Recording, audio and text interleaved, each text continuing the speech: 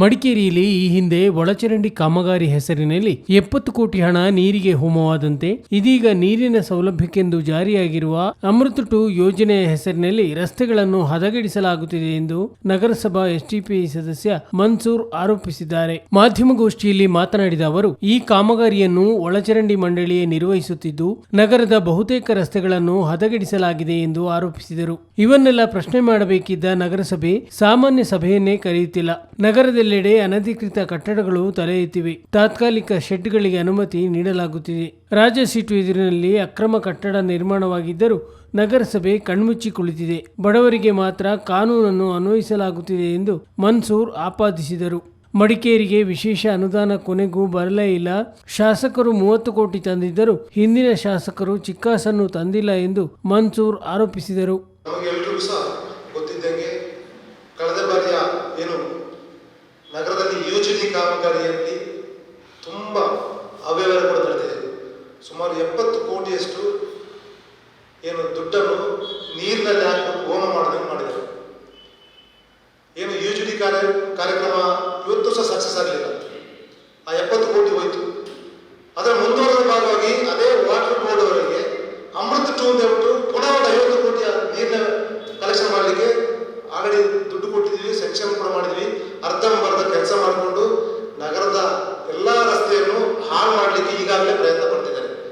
ನಮ್ಮ ವಾರ್ಡ್ಗಳಿಗೂ ಅನುಭವವಾಗಿದೆ. ಅರ್ಧಂಬರ್ಧ ಕೆಲಸ ಮಾಡಿಕೊಂಡು ಯುಜಿಡಿ ಮಾಡಿದ್ರು, ಯುಜಿಡಿ ಬಂದ್ಬಿಟ್ಟು 10-15 ವರ್ಷ ಆದ್ರೂ ಸಹ ಇವತ್ತು ಸಹ ಅದು ಪ್ರಾಕ್ಟಿಕಲ್ ಆಗಿ ನಡೆದಿಲ್ಲ. ಅದೇ ರೀತಿಯಲ್ಲಿ ನಮ್ಮ ವಾಟರ್ ಬೋರ್ಡ್ ಅವರ ಅಮೃತ್ 2 ಇದನ್ನೆಲ್ಲ ಪ್ರಶ್ನೆ ಮಾಡಲಿಕ್ಕೆ ನಮಗೊಂದು ತಿಂಗಳಿಗೆ ಒಂದ್ಸಲ ಮೀಟಿಂಗ್ ಕರೆದು ಆ ಅಧಿಕಾರಿಗಳನ್ನ ಕರೆದುಬಿಟ್ಟು ಮೀಟಿಂಗ್ ಅಲ್ಲಿ ಕೂತ್ರೆ ಅವರಿಗೆ ಸ್ವಲ್ಪ ಒಂದು ಎದುರಿಗಿತ್ತು. ಈಗ ಯಾವ ಅಧಿಕಾರಿಗಳಿಗೂ ಸಹ ನಗರಸಭೆಯಲ್ಲಿ ಇದಿಲ್ಲ. ಈ ರೀತಿಯ ಒಂದು ವ್ಯವಸ್ಥೆ ನಮ್ಮ ನಗರದಲ್ಲಿ ನಡೀತಿದೆ. ಅದೇ ರೀತಿಯಲ್ಲಿ ಎಷ್ಟೋ ಅನಾಧಿಕೃತ ಕಟ್ಟಡಗಳು ತಾತ್ಕಾಲಿಕ ಸೆಟ್ ಹಾಕುವಂಥದ್ದು, ಅದನ್ನ ಲೀಗಲ್ ವೈಸ್ ಮಾಡಬೇಕು. 1 ವರ್ಷಕ್ಕೆ ತಾತ್ಕಾಲಿಕ ಸೆಟ್ ಕೊಡುವಂಥದ್ದು. ಈಗ ನೋಡಿದ್ರೆ ಎಲ್ಲರೂ ಹಾಕಿರುವಂಥದ್ದು ಎಲ್ಲ ಎಷ್ಟು ದೊಡ್ಡ ಸೆಟ್ಗಳಿದೆ. ಅದರಲ್ಲಿ ದೊಡ್ಡ 1 ಸೆಟ್ 2 ಸೆಟ್ಗೆ ಅಂಗಡಿಗೆ ಪರ್ಮಿಷನ್ ತಗೊಳ್ಳುವಂಥದ್ದು, 1 ವರ್ಷಕ್ಕೆ ಮಾತ್ರ 3 ಸೆಟ್ 4 ಸೆಟ್ ಮಾಡುವಂಥದ್ದು, ಎಲ್ಲ ಒಳ ವ್ಯವಹಾರಗಳು. ಕಳೆದ 6 ತಿಂಗಳ ಮುಂಚೆ ನಾನೇ ಪ್ರಸ್ತಾವ ಮಾಡಿದಂತ ನಮ್ಮ ರಾಜಸೀಟ್ ಬಿಲ್ಡಿಂಗ್ ಸೆಟ್ ಬ್ಯಾಕ್ ಬಿಡ್ಲಿಲ್ಲ. ಅವ್ರ ಲೈಸೆನ್ಸ್ ರಿನ್ಯೂ ಮಾಡಲಿಕ್ಕೆ ಅವಕಾಶನೇ ಇಲ್ಲ.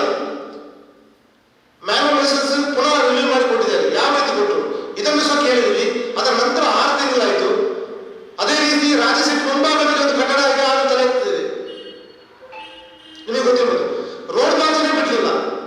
ಬೇರೆ ಒಂದು ಬಡವರಿಗೆ ಮನೆ ಕಟ್ಟಲಿಕ್ಕೆ ಹೋದ್ರೆ ಪ್ರಾಚ್ಯಾವಸ್ತು ಇಲಾಖೆಯಿಂದ ಪರ್ಮಿಷನ್ ಬೇಕು, ಆ ಪರ್ಮಿಷನ್ ಬೇಕು, ಯಾರಿಗೂ ಕೊಡೋದಿಲ್ಲ. ಇಲ್ಲಿ ದೊಡ್ಡ ಹೋಟೆಲ್ ಮಾಡಲಿಕ್ಕೆ ಪಾರ್ಕಿಂಗ್ ಬಿಡ್ಲಿಲ್ಲ, ಬಿಲ್ಡಿಂಗ್ ಕಟ್ಟಲಿಕ್ಕೆ ಕೊಡ್ತಿದ್ದಾರೆ. ಇದನ್ನೆಲ್ಲ ನೋಡ್ಕೊಂಡು ಕಣ್ಣು ಮುಚ್ಚಿ ಕೂರುವಂತಹ ನಮ್ಮ ವ್ಯವಸ್ಥೆ. ಒಂದು ಮೀಟಿಂಗ್ ಕರೀಲಿಕ್ಕೆ ನಮ್ಮ ಆಡಳಿತ ಪಕ್ಷಕ್ಕೆ ಒಂದು ವ್ಯವಸ್ಥಿತವಾದ ಒಂದು ಪಾತ್ರನೇ ಇಲ್ಲ. ತಿಂಗಳಿಗೆ ಕನಿಷ್ಠ ಪಕ್ಷ ತಿಂಗಳಿಗೆ ಎಷ್ಟು ಮೀಟಿಂಗ್ ಬೇಗ ಕರೀಬಹುದು. ಒಂದು ತಿಂಗಳಿಗೆ 1 ಮೀಟಿಂಗ್ ಕರೆದ್ರೆ ಇದನ್ನೆಲ್ಲ ಪರಿಹರಿಸುವಂತ ಒಂದು ಸಾಧ್ಯತೆ ಇದೆ. ಯಾವ ವಾರ್ಡ್ಗಳಲ್ಲಿ ಹೋದ್ರೆ ಬೀದಿ ದೀಪ ಇಲ್ಲ, ಕತ್ಲೆ.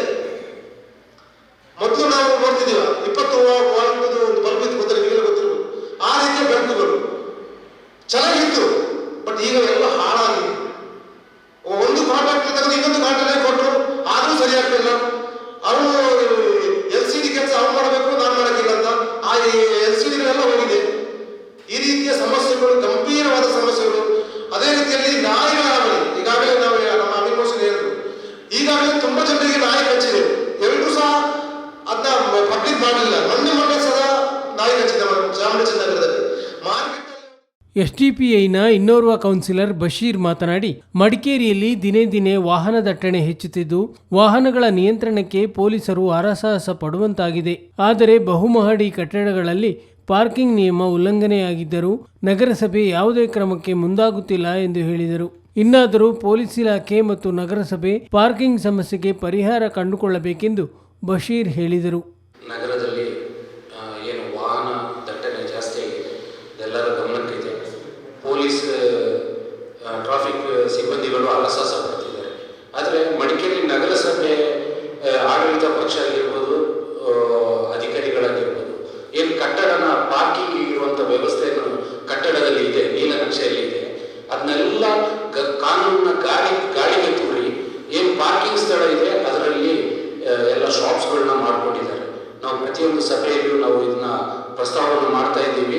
ನಗರ ಬೆಳೀತಾ ಇದೆ, ಪಾರ್ಕಿಂಗ್ ಸಮಸ್ಯೆಯನ್ನು ನಾವು ಶೀಘ್ರವಾಗಿ ಬಗೆಹರಿಸಬೇಕು ಅಂತ ಹೇಳಿದ್ರೆ ನಗರಸಭೆ ಹಾಗೂ ಟ್ರಾಫಿಕ್ ಪೊಲೀಸ್ ಇಲಾಖೆ ಇವರ ಸಹಯೋಗದಲ್ಲಿ ಕೆಲಸಗಳನ್ನ ಆಗಬೇಕು ಅಂತೇಳಿ. ಆದರೆ ನಗರಸಭೆ ಆಡಳಿತ ಪಕ್ಷ ಇದನ್ನ ಸಂಪೂರ್ಣವಾಗಿ ಇದನ್ನ ನಿರ್ಲಕ್ಷ್ಯ ಮಾಡ್ತಾ ಇದೆ. ಇದನ್ನ ಒಂದು ಶೀಘ್ರದಲ್ಲೇ ಬಗೆಹರಿಸಬೇಕು. ಹಾಗೂ ಏನು ಸ್ಥಾಯಿ ಸಮಿತಿ ಆಯ್ಕೆಗಳಾಗಬೇಕು, ಅದನ್ನ ನಡೆಸಬೇಕು ಅಂತ ಹೇಳಿದ್ರೆ ಮೀಟಿಂಗ್ ನಡೀಬೇಕು. ಇದನ್ನೆಲ್ಲ ಇವರು ಅವಾಯ್ಡ್ ಮಾಡಲಿಕ್ಕೋಸ್ಕರ ಸಭೆ. ಗೋಷ್ಠಿಯಲ್ಲಿ ಕೌನ್ಸಿಲರ್ಗಳಾದ ಅಮೀನ್ ಮೊಯ್ಸಿನ್, ಮೇರಿ ವೇಗಸ್, ಪಕ್ಷದ ನಗರಾಧ್ಯಕ್ಷ ಮೊಹಮ್ಮದ್ ಅಲಿ ಮತ್ತು ಕಾರ್ಯದರ್ಶಿ ಜಲೀಲ್ ಉಪಸ್ಥಿತರಿದ್ದರು.